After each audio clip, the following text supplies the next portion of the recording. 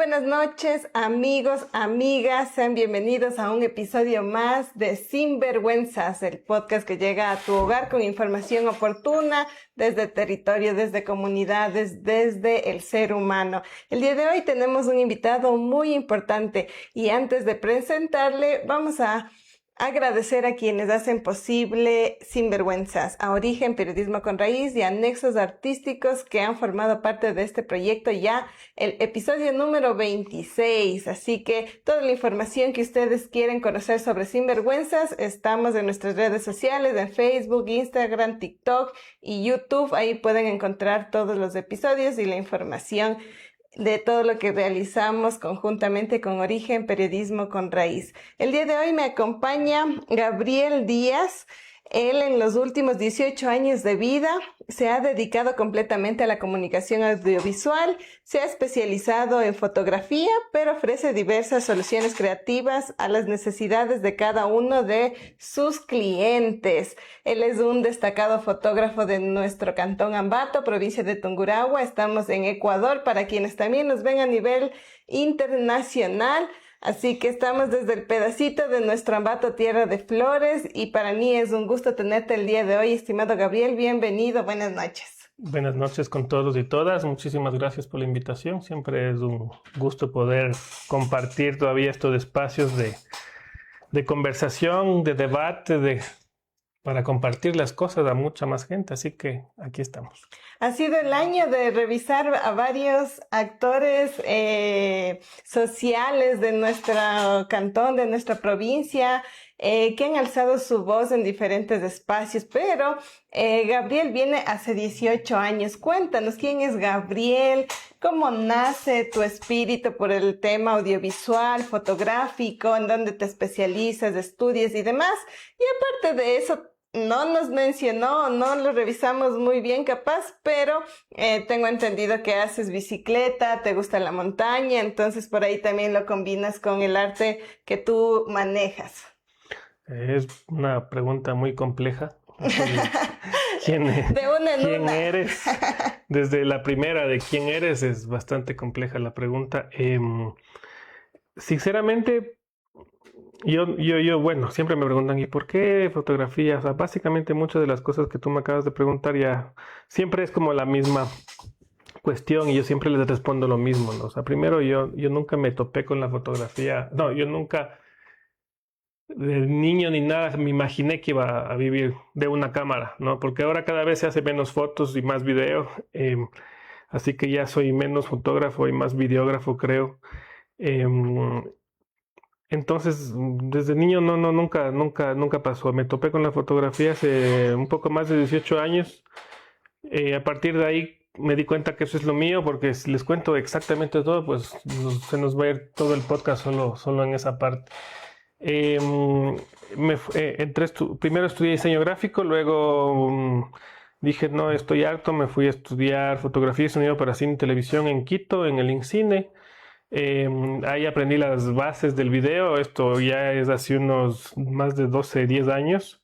Estudié cine para no hacer cine y luego pues esas bases me sirven hoy porque hoy el video se ha vuelto como la foto, ¿no? Algo como muy rápido de consumir y afortunadamente todavía la IA no nos roba el trabajo a los que tenemos que filmar, así que ahí andamos trabajando en esto, viviendo de lo que me gusta más que nada y siempre buscando ser coherente con las cosas que hago y digo, ¿no? Entonces creo que por ahí va.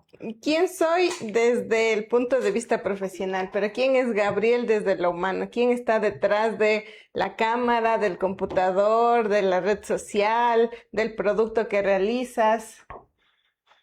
Hijo, o sea, siempre he tratado de tener una visión como muy humanista de la vida, de la gente. Bueno, en este espacio nos conocemos porque hemos compartido en algún punto pues varios espacios, varios movimientos, varios momentos sociales y políticos, entonces de alguna u otra manera pues sabemos por qué estamos aquí. Pero sí, o sea, mi inclinación, mi formación social viene de muy pequeño. a veces para bien, a veces para mal, como sabemos hablar a veces de ese tema. Así, pero sobre todas las cosas yo pienso siempre en vivir en comunidad, en saber vivir entre todos, en respetar al otro sobre todas las cosas, independientemente de, no sé, de cómo viva. Mientras no hagamos mal al otro, pues vivamos la vida como nos plazca. Y eso trato igual de pegarlo a mi parte profesional, ¿no? O sea, siempre he tratado de que lo que dije antes, la coherencia para mí es como muy importante y trato de mantenerla siempre. Qué importante entonces el mensaje, estimado Gabo, porque creo que también alrededor de tu familia existen personas que también tienen esta misma visión, y quiero saludar a Patti Escobar, que es tu mami, que se encuentra también en la transmisión. Nos ha mencionado que está por ahí viendo el podcast, y de igual manera, bueno, a tus hermanos que también nos conocemos y que también están inmiscuidos en este tema que tú mencionas. Mencionaste algo que me quedó sonando del tema de estudié cine para no hacer cine. ¿Por qué? ¿Porque es difícil acceder a este espacio del cine o porque no te gustó? ¿Cuál es la razón? No todo es difícil. Yo siempre he pensado que, a riesgo de sonar o parecer un positivista tóxico, que no lo soy, pero dada la pregunta, o sea, creo que todo es posible con disciplina. Sin embargo, si somos prácticos, si somos realistas también, cada uno de nosotros tiene una realidad diferente, ¿sí? O sea, no es lo mismo pues hacer cine cuando vienes de no sé, una familia con las posibilidades que te permite tener tus gastos básicos y dedicarte a hacer cine con los recursos que recibes mensual de las empresas de tu familia, a prácticamente no tener y tratar de sacar para el arriendo, para la comida, para todos los gastos que implica. Entonces, sí hay muchas variables. El cine me gusta, me sigue gustando, es hermoso hacer cine, pero es un arte que requiere muchísimo dinero, muchísima gente, muchísimo equipo, y en la práctica, en la realidad, yo no pude asumir ese rol porque tenía que pagar cuentas. Entonces, y además mi vocación siempre se fue hacia otro lado. Luego con el tiempo uno descubre, no sé, que hay cosas que te dan de comer y que son como más rápidas, por así decirlo, de ejecutarlas que una película, ¿no? Entonces, pero, o sea, mi historia con eso es que aquí no hay muchos lugares donde estudiar fotografía. Bueno, no había antes, había como solo un instituto. Como siempre me gustó las películas, el INCINE era el único lugar donde te ofrecían una carrera de fotografía y sonido sin televisión. Entonces yo creo que fue, sin saberlo, estudié dos de las cosas que hoy por hoy se usan muchísimo, ¿no? Que es aunque pareciera que no iba a pasar, porque ya vamos a hablar también de cómo tú le ves este cambio un poco digital, si lo podemos mencionar, si sucedió desde la pandemia, capaz podemos decirlo, o tú sabrás si fue antes, después. Y de igual manera, esta diferencia de los aparatos electrónicos mismos, ¿no? Me imagino que debes tener desde la primera cámara, que nos contarás cuál es, hasta ya la más actualizada que te sirva para el trabajo.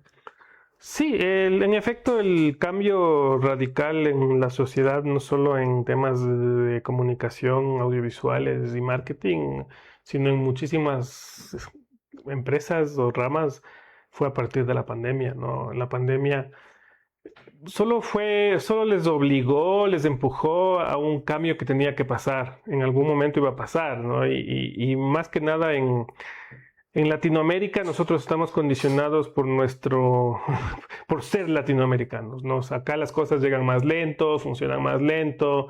Entonces, acá se sintió más fuerte porque tenemos muchos problemas como latinoamericanos, y además ahora teníamos que resolver cómo migrar de lo análogo a lo digital. Para muchos fue un shock. Para mí, de alguna manera, yo ya lo venía asumiendo porque yo siempre cuento que yo crecí con el internet, con redes sociales. Con cámaras no, porque la cámara para mí fue, creo que la primera cámara que tuve en mis manos que fue una analógica de rollo, era cuando tenía 19 años y nos daban fotografía en la universidad, estudiando diseño. Pero ahí no, nunca me imaginé que me iba a relacionar con cámaras en el futuro, pero más allá de eso, igual hemos de hablar del tema de que no es la flecha, no es la flecha, es del indio, dicen. Entonces, no importa hoy qué cámara tengas, hoy lo que importa es el mensaje, lo que contamos, cómo lo contamos.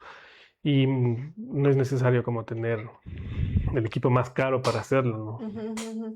Claro que sí, yo creo que de igual manera el tema de resoluciones y bueno, tú que has estudiado diseño, creo que también ahí los software que sirven para edición son importantes para el momento también de lo que se quiere expresar y contar a las personas cuando los subes. Y hemos visto también tus trabajos, ya nos también comentarás en dónde los podemos ver, tienes tu portafolio y demás. Sin embargo, ¿cuál es esa primera experiencia que hace amar la fotografía? No sé, algún paisaje. Vemos que también has ido a diferentes celebraciones de pueblo en diferentes cantones de nuestra provincia. También has salido, hemos visto que has estado en Cusco, no sé a dónde más, pero ¿cuál es ese primer momento que te hace apasionar por la fotografía? Es una pregunta que también la respondo casi siempre, pero yo siempre le culpo a mi ex. Es chistoso y por eso es bueno, porque es chistoso, ¿no? La primera, bueno, no la primera novia, pero la novia que tuve en la universidad, apenas entré a la universidad, ella pues tenía una cámara de rollo con un rollo blanco y negro, que en esa época pues un rollo blanco y negro no era muy común tener. Entonces, conforme uno fue aprendiendo que nos enseñaban fotografía, antes del proceso, pues para ver una foto era largo, ¿no? O sea, tomabas la foto, no podías ver ese rato, tenías que mandar al laboratorio, se demoraban 3, 4 días en entregarte. De las 24 fotos que tenía el rollo, te funcionaban 6, digamos. El resto estaban blancas, oscuras, movidas, en fin. Con el tiempo yo, de alguna manera, empecé a sentir que yo era bueno para eso. A mí me gustaba mucho la pintura, el dibujo, pero yo sentía que no era bueno. O sea, y es frustrante y es un proceso que muchos creativos han pasado o están pasando quizás hoy, que es frustrarse porque lo que tú quieres hacer no te convence. Hay gente que tiene tu edad, no sé, que se ha formado menos y hace mejores cosas que tú. Y este proceso de frustración a mí me llevó pues de la nada, entre comillas, a toparme con la fotografía y mi amor por la foto fue cuando yo empecé primero a tomar fotos con una de rollo y luego a subir a redes, ¿no? En esa época, no sé, creo que era el MySpace o el Blogspot. Hi-Fi. El Hi-Fi, o sea, el Flickr que hasta ahora existe.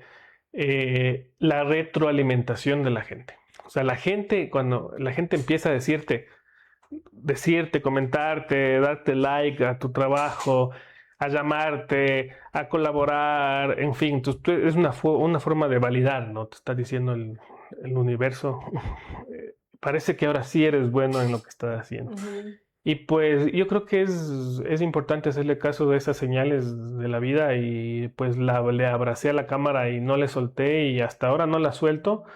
Pero tampoco puedo decir que toda la vida voy a hacer lo mismo porque si algo he hecho yo siempre es como buscar la forma de ir cambiando, ¿sí? O sea, y no negarme como a dejar de hacer cosas y probar la siguiente porque he aprendido que cuando te estancas y te quedas, pues también te mueres, entre comillas, ¿no? Me quedé con la historia de la ex. Yo dije capaz de una fotografía a ella, algo que no se por lo ahí. merece.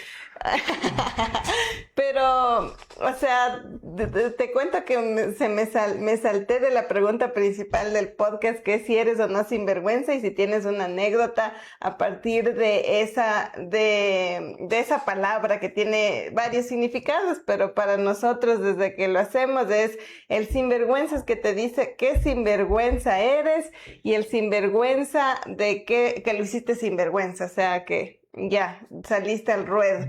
¿Tienes una experiencia que nos puedes contar? ¿Eres o no sinvergüenza? O sea, primero, respondiendo directamente a la pregunta, yo creo que sí soy abiertamente sinvergüenza, ¿no? O sea, no entendiéndolo desde cómo lo cuentas, ¿no? Porque desde el significado muy técnico de la palabra, pues sí soy alguien como que tiene mucha vergüenza hasta aún y bien introvertido, aunque no parezca siempre, pero me cuesta mucho relacionarme con la gente aún, pero uno ya va adaptándose. De ahí tener una anécdota, pues podría tener muchas, pero no sabría. Ahorita sí me coges en frío, no. La de la ex que nos contó, yo dije, esta está buenaza. Sí, pero ahí no hay sinvergüenza. Era solo que la ex tenía una cámara y que con esa tomaste las fotos. Sí, hay más historia detrás. Solo estoy tratando de resumirla un poco, pero sí, el tema fue más relacionado a que vi o sea, creo que las fotos que me hicieron quedarme, sí, no tienen que ver con ella. Ella igual, en esa época uno tenía como mucho rechazo a la cámara, incluso hoy muchísima gente, incluyéndome, le tenemos rechazo a la cámara. Pero sí, un par de veces le hice fotos a ella, pero lo que a mí me gustó más y por lo que la gente me empezó a conocer fue por el paisaje. O sea, el paisaje fue... Y hasta ahora es de alguna manera un género fotográfico que vende, ¿sí?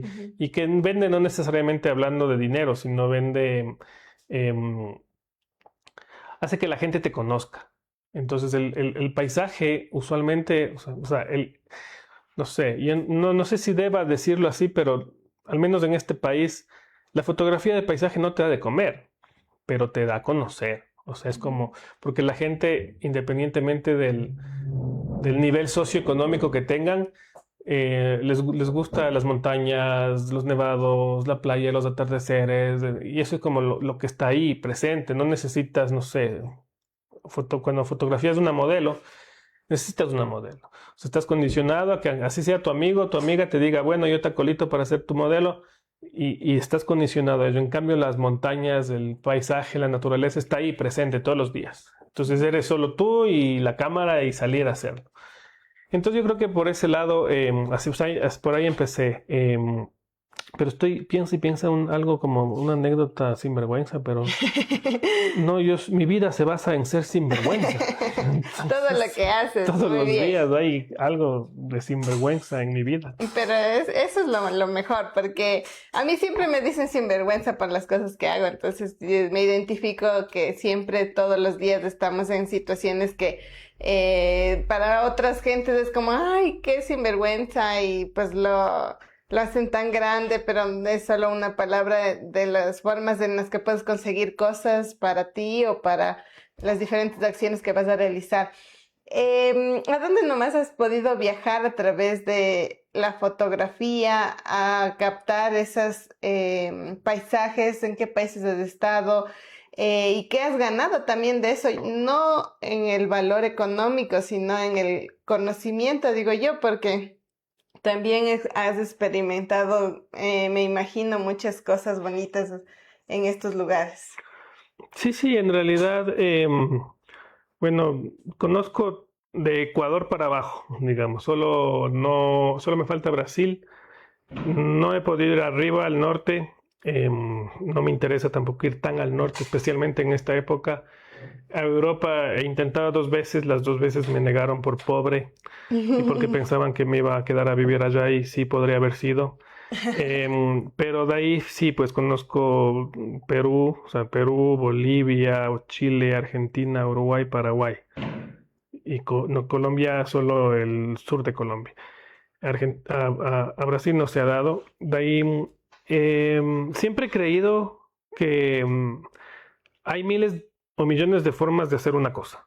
Entonces, cuando tú vives en un solo lugar, en una sola ciudad, en un solo barrio, y no sales de ahí, crees que solo existe una forma de hacer una cosa o de pensar. Y yo creo que desde chiquito era sinvergüenza, entonces siempre hacía lo que quería, o buscaba hacer lo que quería, como lo quería, y como sea tenía que lograr. Y parte del viaje también fue un proceso de crecimiento, entonces, crecimiento y aprendizaje. El permitir viajar creo que a muchísima gente, no a toda, le permite entender esto, ¿no? Abrir la cabeza, decir, o sea, yo podría hacer esto, esto y esto, lo mismo que estoy haciendo acá de 3 formas diferentes. Entonces, primero, por ahí.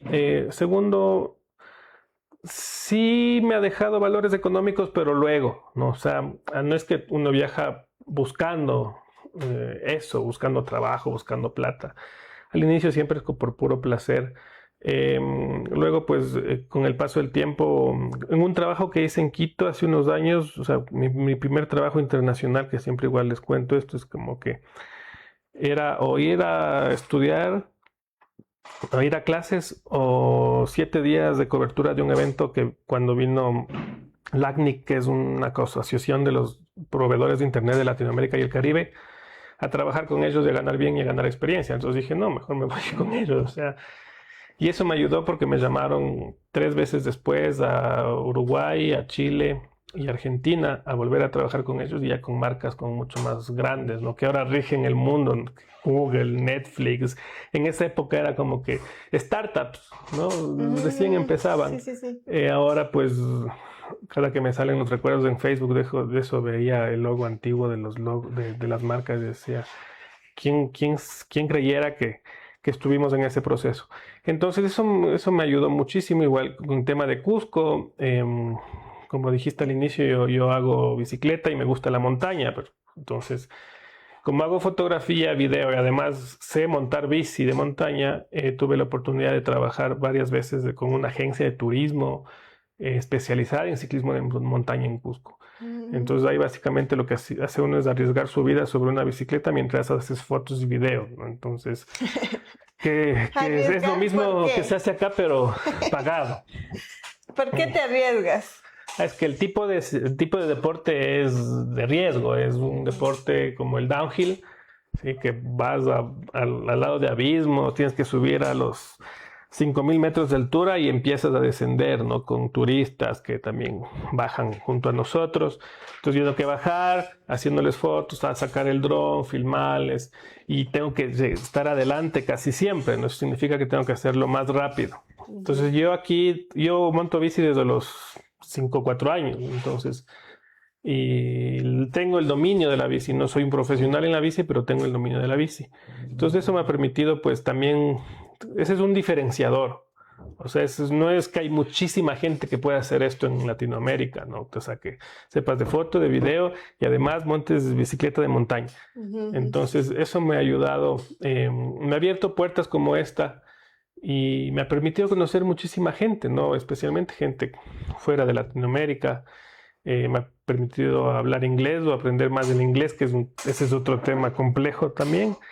Eso, y de ahí a nivel cultural, pues los Andes a mí me fascinan y hasta ahora me fascinan, y toda su cultura y sus celebraciones. Entonces yo soy fan del Carnaval de Oruro, del Inti Raymi, de todo lo que tenga que ver con la cultura andina, ¿no? Del sincretismo andino que nos dejaron también en esta fusión con los españoles, y que en Latinoamérica, especialmente en la zona de los Andes, todavía sus pobladores se niegan mucho como a dejarla, ¿no?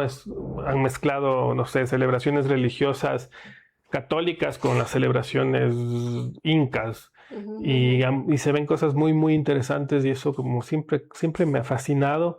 Y trato siempre de irme cuando puedo, cuando hay tiempo, a ser parte de esto. ¿Solo para documentar o también para vivir la experiencia, disfrutar? Casi siempre es para documentar, pero al documentar la estás viviendo. Lo que no haces es... O sea, yo siempre, mi estilo de fotografía es lejano. O sea, yo respeto el espacio y su gente. O sea, no estoy como...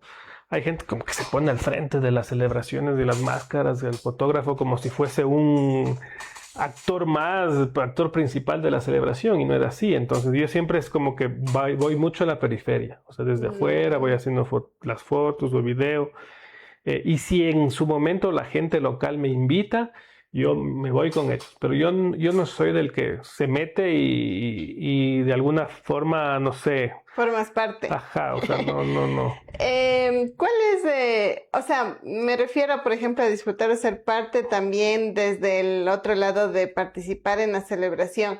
Por ejemplo, ir a una diablada y ser el diablo, ser la guaricha, se me va el otro, o sea, salir en una pareja de línea, capariche. ¿Lo has realizado o no? No, igual, o sea, sí me muero de ganas siempre de ser parte, pero... ¿Quién toma la foto? Sí, más allá de eso hay un tema de respeto. O sea, yo siento que esa no es mi celebración. O sea, eso mucha gente o muchos sociólogos lo llaman apropiación cultural. O sea, es el mestizo que va a disfrazarse de algo para ser parte de una celebración. O autodenominarse de ciertas formas. O sea,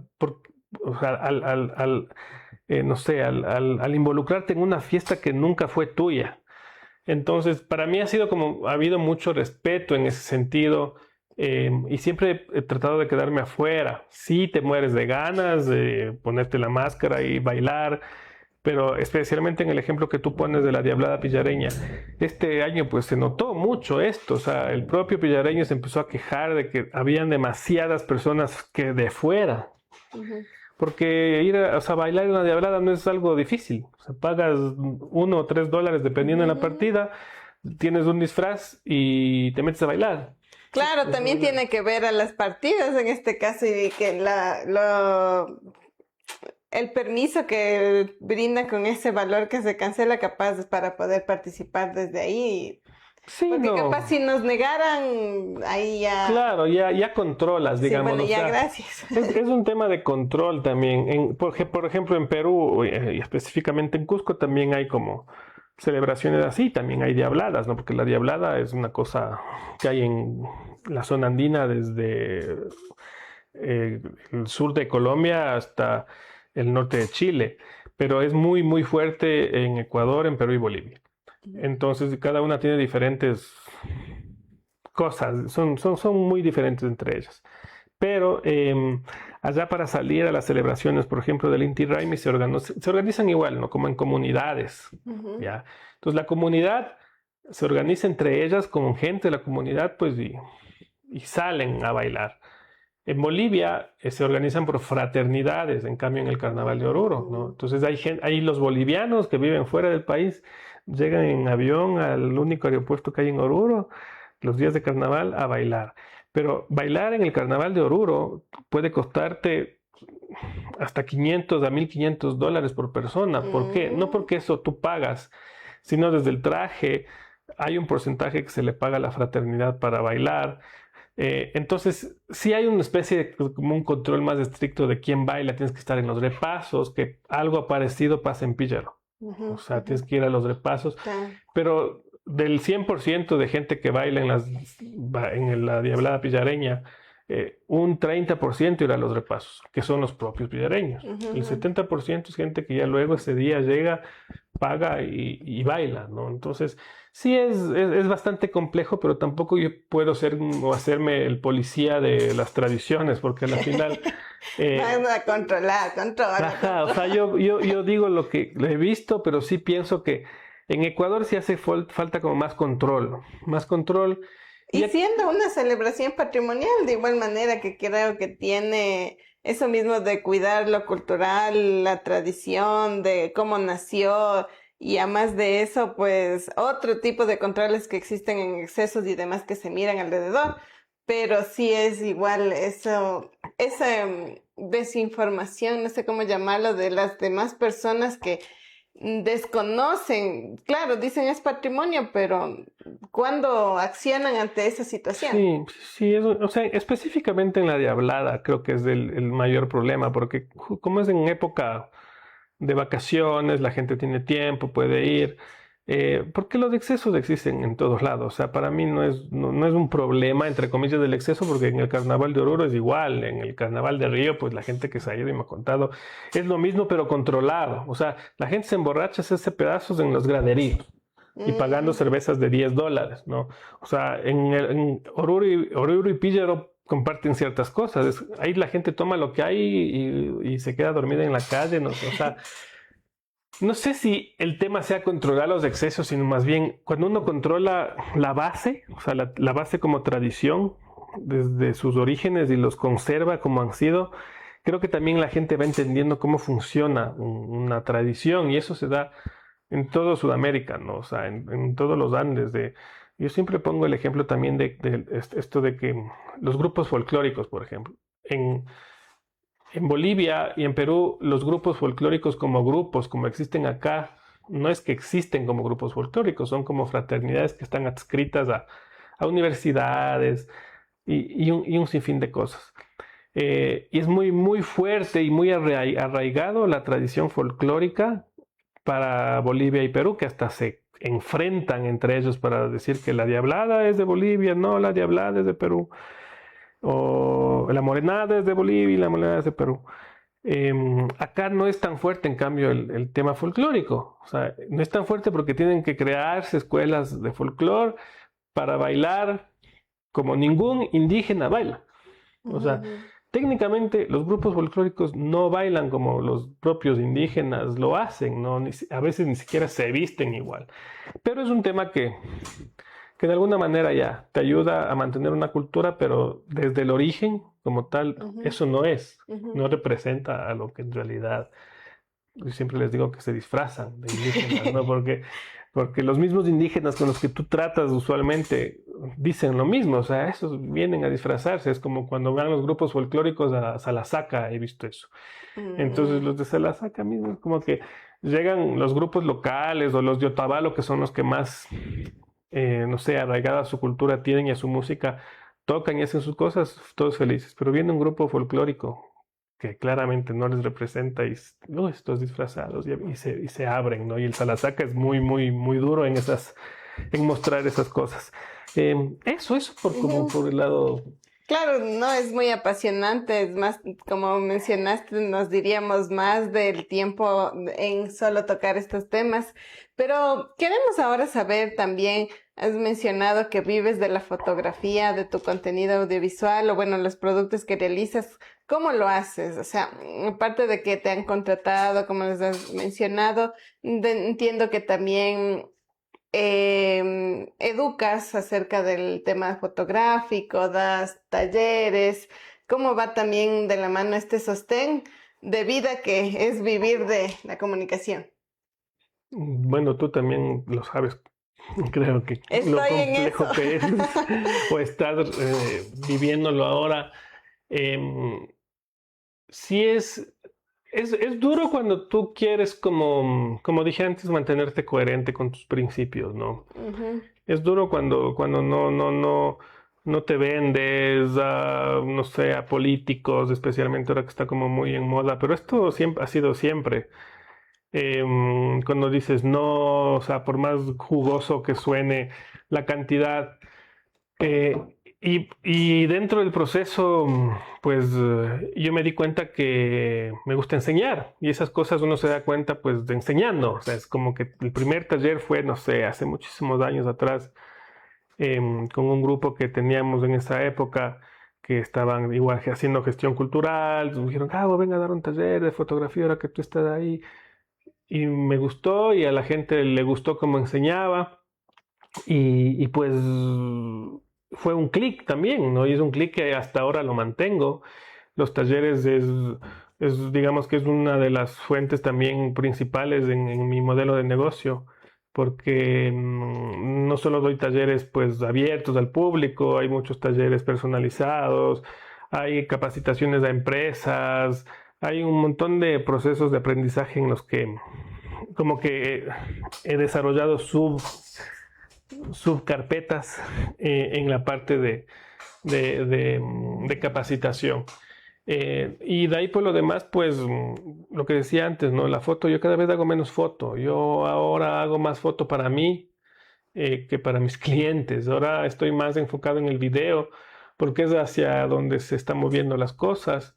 Creo mucho en que hay que adaptarse, pero no al 100%. O sea, no, yo no he crecido, por ejemplo, es como que a veces la gente ve números, ¿no? Y dicen, no, es que no tienes muchos seguidores en, no sé, en Instagram, que solo en Facebook. Entonces, definirse por números para mí No. nunca ha sido un problema. Y sí, y desde la parte práctica y real, los mejores profesionales, los cineastas, entran a sus redes, a los locales, me refiero, no a los famosos, no.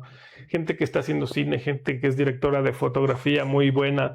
Sus números no son altos, pero están trabajando constantemente. Y yo siempre digo eso, o sea, una cosa es los números y otra cosa es tu trabajo. O sea, hay mucha gente que tiene muchísimos seguidores y cero trabajo. Entonces, yo siempre me he dedicado como a trabajar en lo mío. Y pues ahí están yendo dando las cosas. Hoy por hoy, para mí hacer redes, por ejemplo, es un mal necesario. Espero que no escuchen esto mis clientes, aunque les he dicho igual que yo caí en esto más por necesidad. No soy muy fan de hacer contenidos para redes, pero es algo a lo que yo estoy adaptándome porque así como no, el video, o sea, al inicio los fotógrafos no podíamos hacer video, era como que no. Y los puristas eran, no, yo no hago video, o no tomo en digital, yo me quedo con análogo. En fin, entonces yo nunca quise ser un purista porque yo les veía a los puristas y decía, me caían mal, ¿no? Y en algún punto uno también empieza a sonar así y uno se escucha y dice, o, o me estoy convirtiendo en algo en lo que siempre odié. Así que, o sea, creo que la batalla más difícil para vivir de la fotografía primero es con uno mismo y luego con el mercado, porque al final el mercado está ahí y tú decides cuánto cedes, digamos, ¿no? Porque yo podría decir, ya, yo creo planes de redes sociales a $20 el mes y tengo 100 clientes de $20. Pero digo, yo en mi caso es como que yo prefiero tener 10 clientes de, no sé, de $200. O sea, para mí la calidad siempre ha sido importante.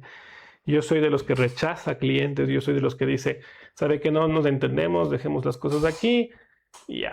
¿Por qué? Porque también hay otro contexto social que me permite hacer esto. O sea, yo no tengo cargas familiares, yo no estoy casado y no tengo hijos, yo vivo solo. Entonces las cuentas que tengo que pagar son para mí. Entonces, o cuando trabajamos por proyectos, pues si el proyecto tiene la capacidad económica, contratamos gente para que gane bien y legalmente lo que hay que ganar. Entonces, eso me ha permitido a mí, pues, avanzar. Pero también es una decisión de vida, ¿no? O sea, esto de saber, eh, no sé, el no tener hijos, el no casarse, ese tipo de cosas también te permiten, ¿no? O sea, es como, los privilegios chiquitos que uno puede tener, porque yo tengo colegas que me dicen, yo quisiera hacer lo mismo, pero no puedo, yo tengo 4 hijos. O sea, mi hijo, Claro. hágale, porque ahí sí no hay de otra manera, o sea. Claro, ¿no? Y bueno, creo que las redes también ahora nos dan una manera de monetizar y eso creo que también podría funcionar para las personas que se están dedicando a generar contenido en estas redes que sí permiten, porque no todas lo hacen también en nuestro país. Pero déjame decirte, Gabriel, que los contenidos que yo he visto tuyos son muy buenos, tienen muy buen contenido y de igual manera como tú lo mencionas, de calidad. Entonces, no me parece que te estás yendo al lado que dijiste que no lo ibas a hacer, sino más bien que va desde el lado también de cuando uno decide hacerlo, porque capaz tenemos muchas ganas de hacerlo desde hace tiempo y no lo hacemos por ciertas circunstancias o estas mismas decisiones que hemos mencionado en la vida, pero el dar el otro paso también ya genera otro tipo de confianza también a lo que uno realiza y genera. Entonces, si bien para mí, por ejemplo, este espacio es ahora, hoy por hoy, algo muy, muy bonito y necesario, porque no todos los medios, por ejemplo, hablan en una hora sobre el ser humano y un contenido diferente, sino solo noticias y otras cosas en Ambato, en Tungurahua,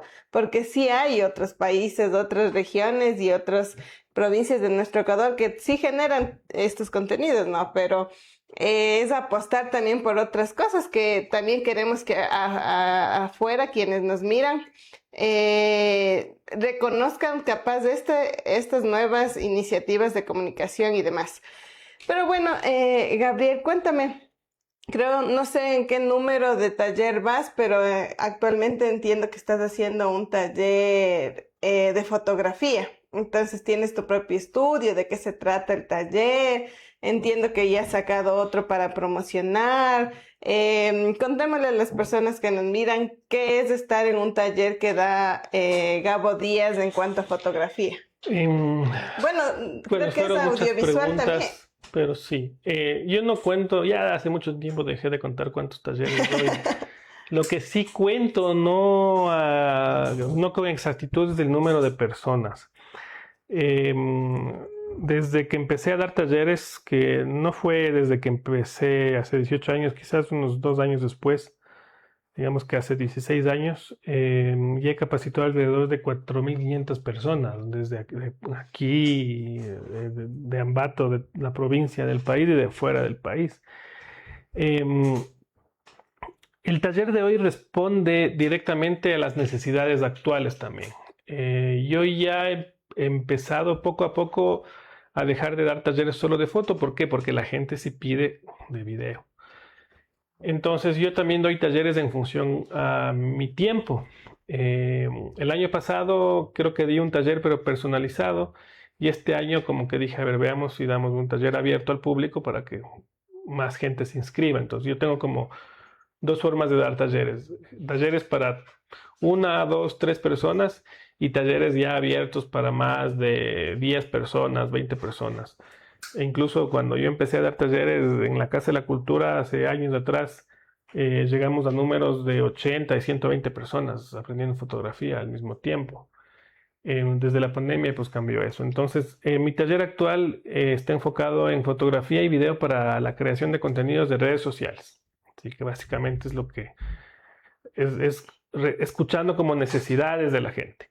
Uh-huh. Y este taller estaba diseñado, yo siempre empiezo así, siempre empiezo como mi número mínimo para salir tablas es 8, menos de 8 cancelo el taller, para ganar algo es 12, ya. Entonces yo al inicio llegué a 8, luego llegué a 12, ya dije ya estoy bien, luego a 14, luego a 16, y ya no podía tener más porque el espacio con el que estoy trabajando ahora, que es una colaboración, no es tan grande, entonces, y además con la pandemia también he aprendido a ¿cómo decirlo? O sea, sí que suene feo, pero va a sonar sinvergüenza igual, o sea, a ganar menos, ¿no? O sea, sacrificas ganar menos, pero la gente aprende mejor, porque en los talleres masivos era más difícil que la gente aprenda. Entonces no es que no lo hacían, porque afortunadamente tengo una buena metodología, pero no hay nada mejor que aprender con menos gente. Y lo mejor es el personalizado, el 1 a 1, pues ahí uno resuelve las cosas como deben de ser. Entonces, estos talleres pues usualmente son para grupos de entre 10 a 20 personas. Estoy ya en el 6º sábado, son 8 sábados, me faltan 2 sábados, y hay varias personas que se quedaron fuera en el anterior porque ya no podía meter más gente. Es que decido lanzar otra fecha con las mismas características para abril. Entonces esta gente que se quedó fuera ya pues reservó para abril, y lancé y ya estoy teniendo inscritos progresivamente. Me parece que empieza el 21 de abril, igual son 8 sábados de 9:30 de la mañana a 1 de la tarde. Los contenidos se adaptan mucho siempre, yo siempre juego con adaptar a las necesidades de la gente, pero se centran mucho en esta vez más al video, a cómo filmar, cómo editar, técnicas para filmarte a ti mismo, la importancia del sonido. No es las flechas del indio, es decir, que no necesitas tener la super cámara y ahora casi todo se hace con celular. Yo mucho de los trabajos que hago ahora hago más con el celular que con mi propia, que con la cámara profesional. Entonces, siempre es como escuchando las necesidades de la gente, del mercado, por así decirlo, que voy como adaptando los procesos de formación. Interesante, Gabo. Muchas gracias toda la información. Y ya saben, entonces, pueden encontrar toda la información en sus páginas que ya nos mencionará cuáles son. Y de igual manera seguir participando en estos talleres. Voy a leer unos mensajitos que nos han dejado. Por aquí ya lo perdí, pero me voy a ir a Facebook. El Mau nos dice: un gran fotógrafo y profesional, su trabajo habla por sí solo. La Patti que estábamos diciendo: me encantan las fotografías con las montañas y el contenido geográfico que acostumbras describir, que me parece importante, como lo mencionabas, capaz no es solo la foto, sino una descripción muy bonita de eso. Gina nos menciona: felicidades, un excelente profesional. Betty: la fotografía de Gabriel tiene vida, es un excelente profesional. Saludos a quienes están a través de las redes dejándonos su mensajito. Totem Films nos dice: el mejor profe de fotografía, saluden al profe de mi parte. Ahí están los de estudiantes. Y bueno, parte de eso también es interactuar, ¿no?, con las personas que están ahí. Muchas gracias, más bien compartan, denle like, comenten de igual manera, y para que más personas también conozcan de lo que realiza Gabo. Ahora sí, Gabo, en el tema, como para ir ya finalizando, audiovisual, yo en la descripción que lo mencionas dice soluciones creativas para la vida. Exacto. ¿Cuáles son esas soluciones? O sea, ya has mencionado que capaz vienen clientes que hasta ahí nomás, muchas gracias porque no se llega a un acuerdo, pero con los que sí has trabajado, ¿cuáles son esas soluciones? Bueno, eso es un eslogan creativo, básicamente, no siempre hay que tomarlo a literal, pero... no les solucionas entonces la vida. Es que hay clientes que no quieren que les solucione, les gusta el caos y la destrucción y la autodestrucción, pero mi trabajo se basa mucho en la investigación, en análisis de datos, y eso a veces a muchos clientes no les gusta porque piensan que uno les pregunta tantas cosas para, no sé, irse en contra de ellos, venderle a la competencia. No tengo idea. Hay mucha gente que es como muy, muy celosa.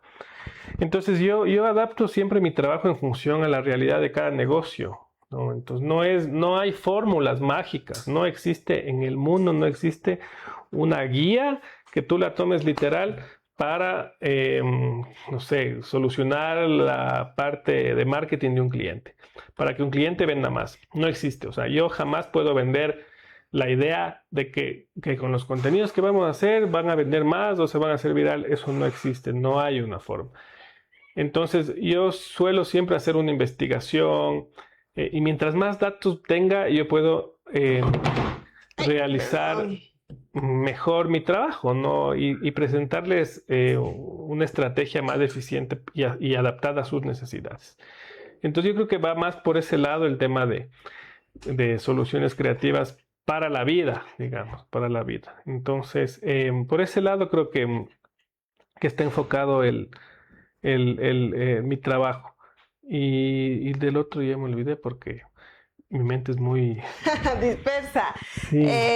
Bueno, sí es verdad, nos sucede bastante el tema, lo que tú has mencionado es importante, por ejemplo, de que las personas quieren ganar más ventas y demás, y la verdad la exposición del contenido que se realiza o los productos también van a mejorar capaz la imagen corporativa, la imagen, cómo también llegar o crear confianza y fidelizar de alguna manera a los clientes, no necesariamente capaz de las ventas, sino en lo que genera es la empresa, la institución o a quien se le brinda el servicio. Entonces, eso sí es algo de resaltar porque siempre las personas piensan que si se llega a viralizar o algo, ya es wow y van a tener muchas cosas o expectativas y no va desde ese punto de vista.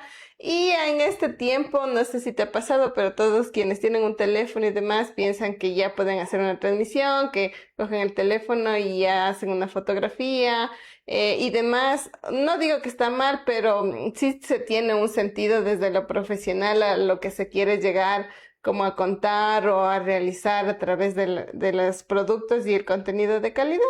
Entonces también hay que reconocer desde ese lado lo que generan diferentes profesionales.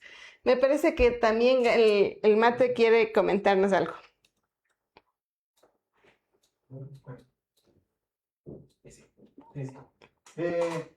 Algo que me llamó mucho la atención cuando iniciamos la entrevista, como había comentado que estudió cine, pero no hace cine, y como iba hablando también me di cuenta que realmente yo estoy estudiando cine, y realmente sí es bien, bien pesado. Y para hacer un pequeño proyecto, un cortometraje o un fotometraje es muy, muy distinto y realmente la gente sí piensa que nosotros tenemos un dineral o ciertas cosas, aunque nunca ven el sacrificio, es lo que la gente no ve detrás del artista. Y yo quería preguntar, ¿cómo fue ese inicio, ese inicio de poder empezar? Porque como estaba comentando, hay películas grandes que se realizan solo con cámara de celular, como la de 28 años después, si no me equivoco. Se grabó con 13 iPhones, si no me equivoco. Y hay otras películas que también se grabaron con un Motorola y otros artefactos, que no es 100% cámaras profesionales. Y, o sea, yo quisiera saber cómo se iniciaría realmente un fotógrafo para poder hacer grandes cosas, que no es necesario tener también un iPhone, por así decirlo. Ya. Em, a ver, yo quiero partir de eso, em, respondiendo a eso con algo que para mí fue muy, muy importante, que fue la formación que tuve. O sea, yo soy de la vaca que nunca se olvidó que fue ternera, por ejemplo. O sea, yo agradezco mucho a mis profesores, a los buenos profesores, a los que tenían paciencia y me metieron la pasión por hacer lo que hago y entender que ser disciplinado es una parte muy importante en este proceso. Pero también en la metodología de donde estudié esto, que es el INCINE, el eslogan de ellos era estudia cine haciendo cine. Nosotros empezábamos, ni bien entramos, ya estábamos con la cámara en la mano filmando cosas.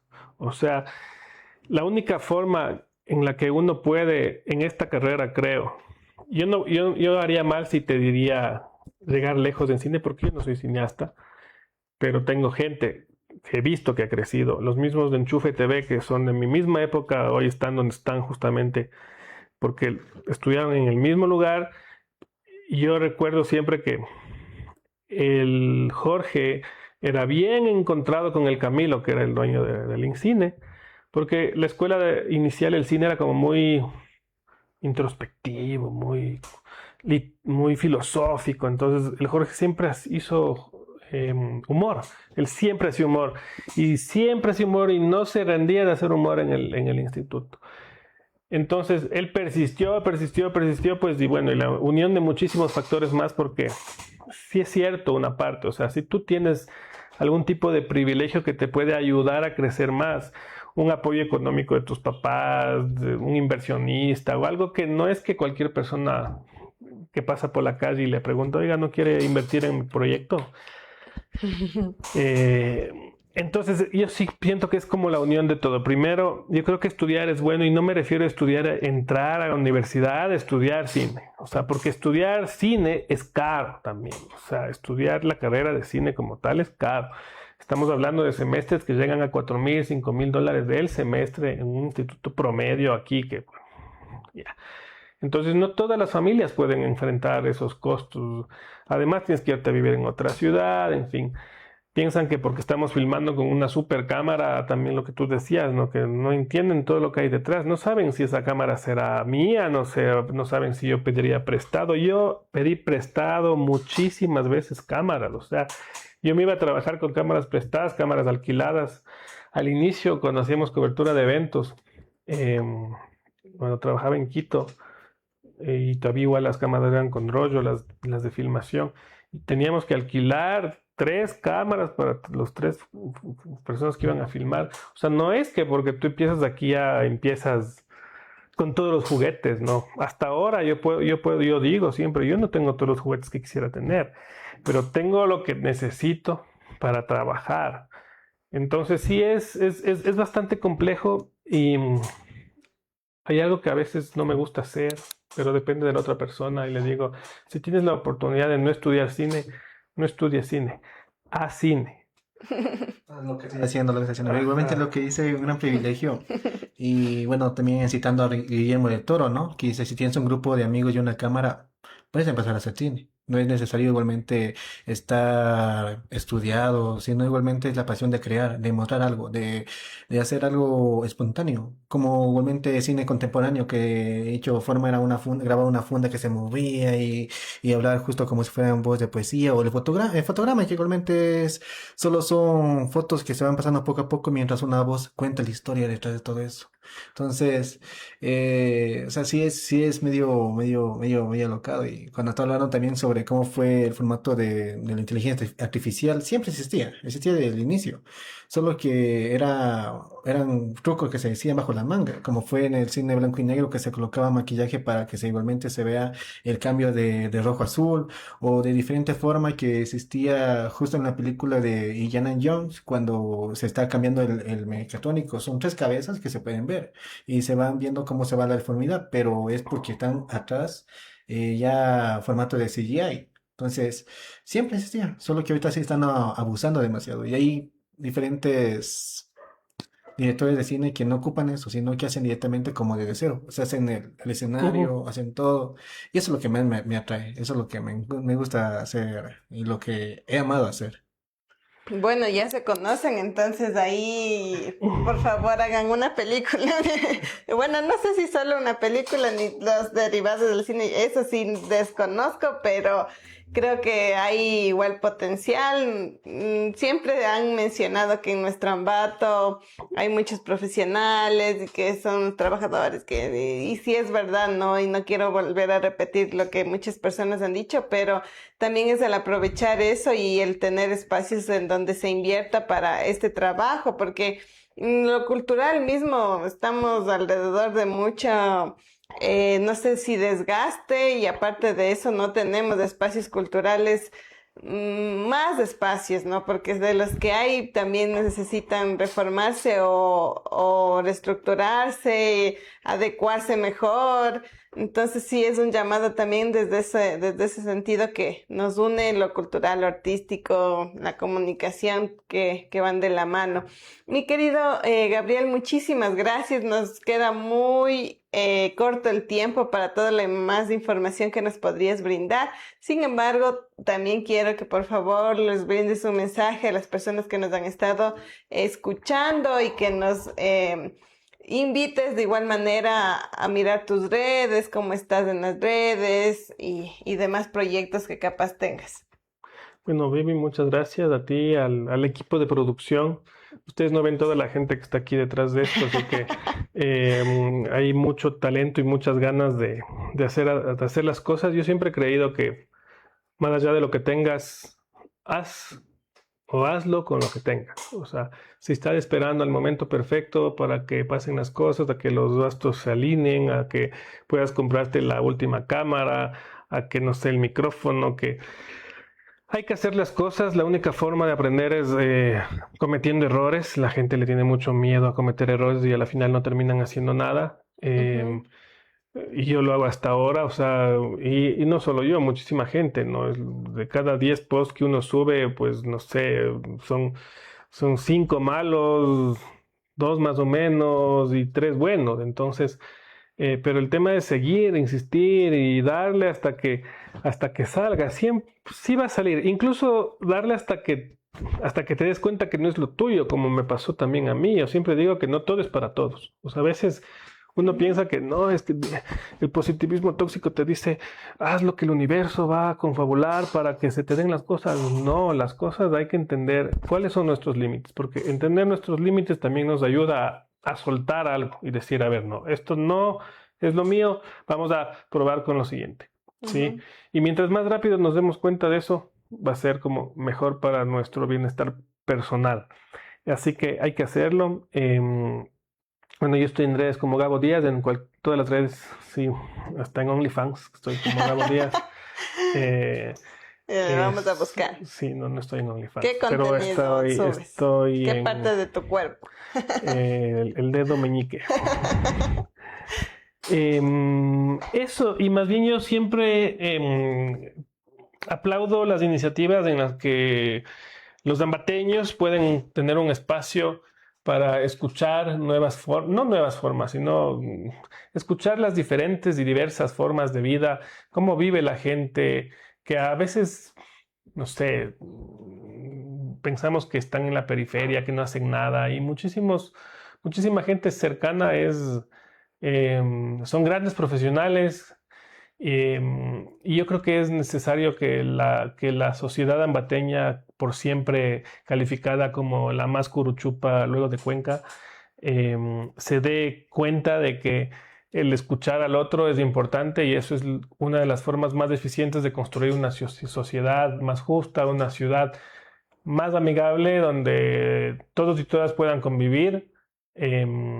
Más allá de lo que pensemos y lo que hagamos con nuestras vidas. Así que eso. Muchas gracias, Gabo. Ahí está el mensaje. Entonces, a seguir adelante, amigos, amigas, quienes nos están viendo. Este ha sido un episodio de comunicación audiovisual, fotografía y soluciones creativas que nos ha comentado Gabriel. No hablamos del cliente tóxico, pero ya nos dijo que sí hay por ahí, de esos que no les gusta nada.